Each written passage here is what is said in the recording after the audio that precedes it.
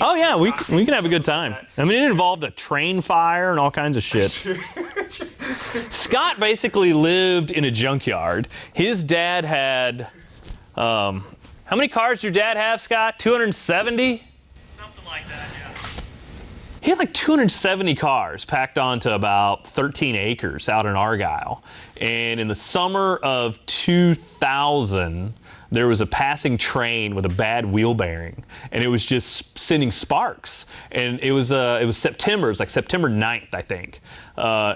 And it was just setting grass fires as it was going down the train tracks. Well, one of the grass fires they set spread to Scott's parents' land. It burned up about 80 acres in Argyle.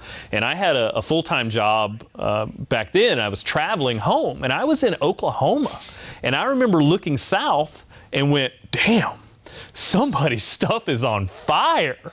And I got home and I got a phone call, and it was Todd, and he said, your stuff is on fire. And we went out there that night, and they'd gotten most of the fire under control, and it looked like the first scene in Terminator 2. There was no color. Everything was gray or black and smoke, and every now and then there'd be like an ember that would flare up, and there were all of our cars, just toasted.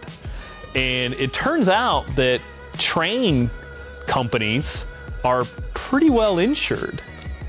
And we got paid for all these project junk cars we had out there. And we used that money to start ATS Racing.